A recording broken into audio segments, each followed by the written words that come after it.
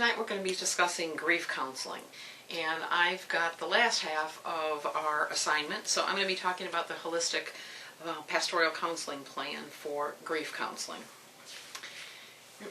Really the first part of grief counseling is dealing with the whole idea of saying goodbye. You know, one of the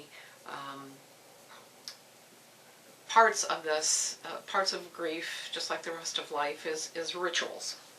And they mark transition. They're a rite of passage. One of the probably most touching or most difficult rituals would be, when dealing with death and grief. One of the most important rituals here is the whole idea of the funeral and saying goodbye. It's the final telling of someone's story. And it usually helps the family and friends to accept the reality of death. There are many processes to a funeral, from taking care of the body, through the choice of burial versus cremation, and then the actual service and committal. The family might want you as a pastor or caregiver to be part of all of it, some of it. One of the things I can recall is when my sister-in-law died. She died unexpectedly. She was my best friend. And one Sunday we were doing a craft show together, and the next morning she died. And going into the funeral home and seeing all of those choices, all of those caskets and flowers and all of the things you had to decide was absolutely overwhelming. And you have to make all of these decisions at a time when you are least prepared to do it. So it can be helpful to have a pastor or someone there who probably has gone through this before. Then as far as the funeral itself, some people need a very solemn occasion that emphasizes the loss. Others want a celebration of life. The plans are also going to depend on whether the deceased and the family are believers or not. How we say goodbye is important as a last act, the very last thing we can do for a loved one. And it's also important to the family because it gives them a sense of finality and completion in the flow of grief. When we talk about coping and growing through grief, there's a number of books, there's a number of theories on processes and stages and the like. I chose to talk in this paper about using Howard Kleinbell, our textbook, The Basic Types of Pastoral Care and Counseling. He describes 6 tasks in moving from the initial shock of loss to the ultimate experience of getting on with a new life. And I think it's helpful to view grief as a process, but I also think it's important that we realize that the stages are not always really clearly designated, and that there can be overlaps, regression. It's not a nice, neat little box and even flow. But I still think it does help to look at it in some stages. Kleinbell talks about the first task being dealing with numbness and shock. The mind at this point just can't deal with the pain of the loss. And so numbness and shock is kind of the body's first defense mechanism. The physical death of someone else causes a type of psychological death,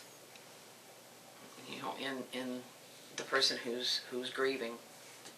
As a caregiver, supportive care methods are the most effective at this point. Cultivating the ultimately healing and wholeness requires people to work through their feelings. But at this stage, what they need more than anything else is typically comfort. There's an intense need for comfort. And that means just being there with maybe a hug, a touch, holding the hands, something like that, something just so that they know they're not alone and that somebody's there with them, available, and that's the perception that the grieving person has, is that you're there, just that you're there. Offering familiar scriptures. Psalm 23 always comes to mind. Psalm 30, verse 5, talks about weeping may last through the night, but joy comes in the morning. Those can often be a kind of spiritual ministry that you can offer to someone, and they may take some solace at this point from that, from comforting words and maybe some songs that are comforting to them, or that they remember from their childhood or their past. That those are the kinds of things that, again, can just give that comfort that's needed at this point. If they belong to a faith community, church members can be there by calling them, stopping by, and maybe bringing food. That's something that as a faith community we always do, bringing food, because it's a tangible act, and it's something that's a symbol of comfort. The next task that Kleinbell talks about is expressing and talking through feelings as they're gradually released. It can be hard for people to talk about grief, particularly because I don't think we're comfortable in general talking about death. And so we tend to tell people that they'll be okay. We do use scriptures, but we do it more of a platitude or a cliche type way because we don't know what else to say. As a caregiver, what we need to do is be comfortable and encourage responsive dialogue so that a person can really get in touch with how they're feeling, and that to know it's okay that they can talk through their feelings even when they're conflicted. There will be many kinds of feelings that can pour out of somebody.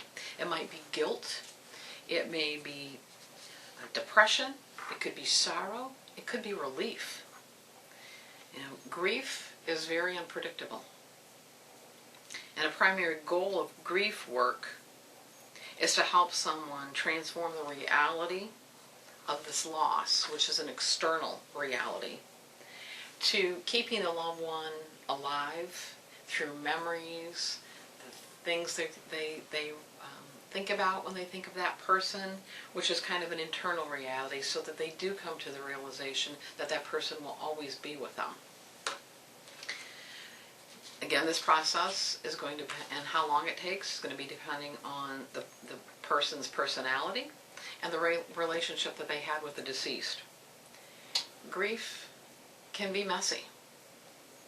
A caregiver can't push, but they can simply be there to listen and respond appropriately. With task 3 and 4 comes coping and then rebuilding. These are ongoing, continued phases, and again, can take any length of time. Coping can be highly stressful, though, and it depends on the situation surrounding the loss. Self-care and the need for community are things that the caregiver can encourage at this point. New skills may need to be learned. For instance, if the person who died always took care of the finances, now the person's left with figuring out how to do this. How do I take care of our investments? How do I write a check? What about our insurance? All of those. How to do taxes. That can be very, very stressful. It can also be something that they can cling to as a tangible thing that they can learn that helps them get through this. Old habits and responses now have to be reshaped. If it's a spouse, what you did as a couple is no longer what you'll be doing. Maybe your friends were all friends that you had as a couple. So you're going to be reorganizing your life with some new behaviors and possibly even new friends. It's part of the acceptance process where grief is diminished and there is cautious optimism about the future. The wound might be a little less raw. A caregiver can be very helpful at this point because they can steer the person to maybe some support groups, arrange for others in the faith community help. Maybe there is someone that can help them with finances. Or, again, if somebody always took the person who died always took the car in, helping someone know where to take their car to get fixed. Just little things like that. That's part of continual caring support. Asking questions and keeping in touch so that you know where the bereaved person is and what they might need next. And it can also help them if it looks like they're trying to make some major decisions that this is probably not a great time to make. A caregiver can perhaps gently suggest that maybe it should wait to make some of these decisions. Or if the behavior and decisions seem to be irrational, perhaps trying to help temper some of those kinds of responses. You know, this is a time, this whole coping and rebuilding time is a time of really hard, lonely work. Because at first, after a loss, a lot of people around, there's a lot of activity, a lot of decisions that have to be made. But then everybody else goes back to their own life, and they just expect sooner or later, you know, you should get back to your own life as well. And it can be a really lonely time. And that's where, as a caregiver, you can remain supportive and just touch base so you know what's going on with the person and what they might need. Because it's real easy at this point for depression to set in. One of the greatest lessons that I've learned is been with a friend of mine who attended my Bible study classes. And she lost her son to suicide. She knew he had depressions. He got a general discharge out of the Navy. He came home, and she thought he was in a better place, though. They had gotten him some counseling, felt like he was in a better place. She and her husband felt like they could leave and that they could go on vacation for the first time in a very long time. When they left, he bought a gun, got in the car, drove up 75 north as far as his tank of gas took him, and he sat by the side of the road and shot himself in the head. And Kim and her husband got this call to say that Andrew had died. And she's taught me a lot about grief. She's taught me a lot about guilt and how someone goes through feeling guilty, especially as a mom, that she should have been able to fix her son. And she's taught me that it's been 3 or 4 years now. And February is always a hard month because it's her son's birthday and also his day of death. And she said that people see her coming and walk the other way because in their minds, they don't know what to say to her anymore. She should be on with her life. It's been a few years now. He's gone. Deal with it, kind of thing. And she's taught me that sometimes there is no end to that grief. And that to be a friend to her, especially January, February, March time frame, is just to be there, hold her hand, let her cry. There aren't any words. I can't fix it. But I don't want to ignore her. I don't want to go the other way. A card, a phone call can mean a whole lot to her or to someone at that point in time. So just to continue to be there. The next task, or the next phase, is enhancing spiritual and ethical wholeness. I've often said that I don't know how someone who doesn't have a belief in Jesus Christ, how they cope with life at all. And I really don't know how they cope with death. Because without standing on that faith foundation of seeing your loved one again someday, I just don't know how someone gets through that period of time. Loss and the anxiety it can cause, for me, can only be effectively dealt with a living, breathing faith. Grief is a time where not only do you mourn your loss, but you come to terms, you come face to face with your own morality. Pastoral caregiving can help people grow deeper in their faith and renew their relationship with Jesus Christ. If they didn't have a relationship, it's a time where they can gain that relationship. They can turn to the Word. They can see that Jesus Christ changes the meaning of grieving. He showed us the importance of grieving. Jesus Christ grieved. And we can see how he handled that in the Bible and how he encouraged people around him to handle grieving. When a life has been shattered by loss, it is often the spiritual restoration and growth that leads to the new normal, what their life is going to be like. And they can do that again from a peace of knowing Jesus Christ and knowing that they're going to see their loved one again someday. That leads to the next phase, which is reaching out for mutual support and care. I love the Ecclesiastes 3, 1 through 8, where it's a time for everything. For everything there is a season, a time for every activity under heaven, a time to be born and a time to die, a time to plant and a time to harvest, a time to kill and a time to heal, a time to tear down and a time to build up, a time to cry and a time to laugh, a time to grieve and a time to dance, a time to scatter stones and a time to gather stones, a time to embrace and a time to turn away, a time to search and a time to quit searching, a time to keep and a time to throw away, a time to tear and a time to mend, a time to be quiet and a time to speak, a time to love and a time to hate, a time for war and a time for peace. There is truly a time for everything under heaven.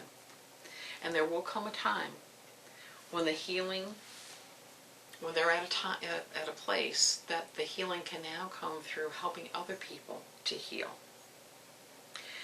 And by staying in touch and working with a grieving individual, the pastoral caregiver will know when it might be time to suggest something like that. The goal is to having a discussion like that is to give the care receiver, to allow them to acknowledge where they think they can be helpful. It'll be 12 years in June that we lost twin granddaughters. Our daughter-in-law was 5 months pregnant.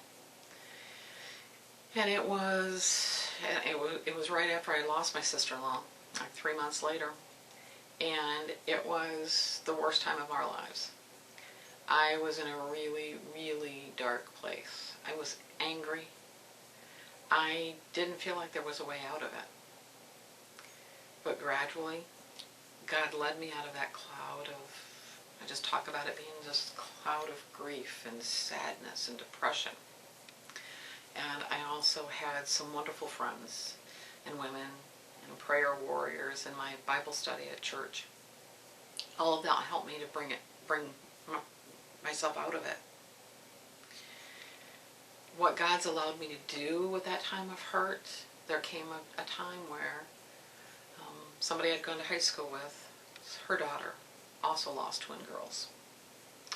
And I was able to sit with Janie, and we could cry together. And we could talk about how hard it was to grieve ourselves, but also see our children hurting and grieving. And as a mom, we couldn't do anything to either heal our own grief or heal our child's grief. And my daughter-in-law was able to minister to her daughter. So I see, while I don't believe God caused any of those things, He used those things. He took my hurt, my loss, and again, joy came in the morning when I could share. And we could talk about what it meant and the joy we felt when we knew we were going to have twin granddaughters, and in their short little lives, what they meant to us, and to keep them alive in our hearts. And that was really, really powerful and really a huge part of my healing. All these tasks that I've talked about in these stages, they're really meant for a normal grieving process and a normal grieving situation. When grief is more complicated due to its cause or extenuating circumstances or the psyche of the bereaved, special counseling could be required. It may be where, again, there's a suicide, maybe where there was a tragic accident, a murder, things like that happen. at a point where the grieving is either goes on longer or is more intense. As a caregiver, part of what we have to know is when we need to refer someone who's got some specialized counseling skills for those situations. At any level, healing cannot be forced, and it is very highly individualized. It's indeed a process that requires healing from the inside out, and there can't be a cookie-cutter approach to it. So as a caregiver, that's one of the things that we have to be able to look at and say, can I help? Does this appear normal, or do I need to take perhaps other steps to bring someone else in who can help the healing at this point? I'm going to take a minute here to talk about children and grief.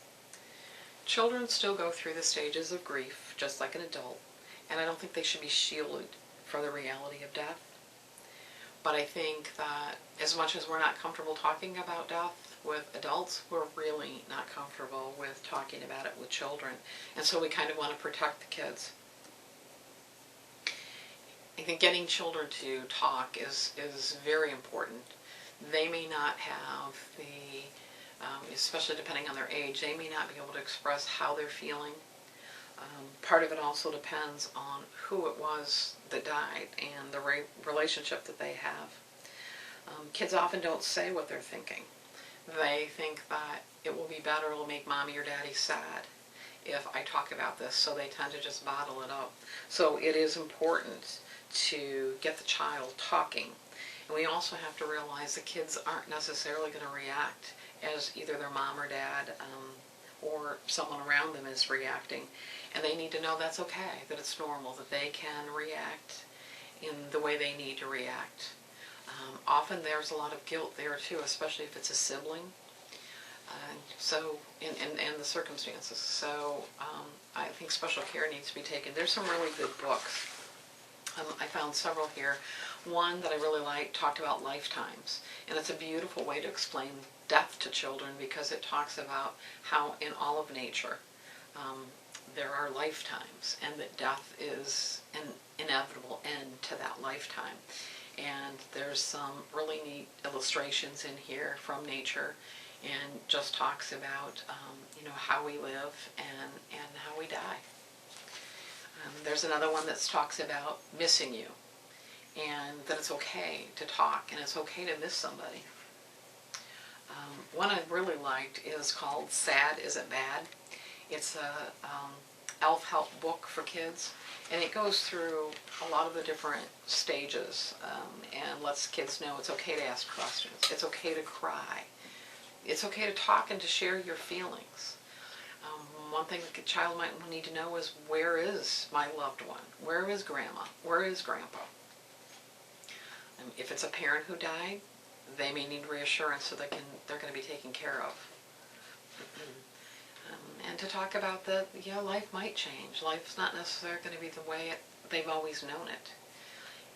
So there's again a lot of specialized books, and depending on the age, whether they're a younger child or a teenager, that are age-appropriate resources that are out there. Now we're going to move on to ongoing support. So the funeral's over, the initial times have gone by, and whatever that length of time may be. And so now throughout the process, at this point in the process, what can we do to help? Through the whole time, of course, we're going to be praying. A caregiver is always going to rely on the power of prayer and the healing power of the Holy Spirit. I think that one thing we have to be careful is not to be preachy. And again, I've talked before about not offering scripture because it's an easy way out.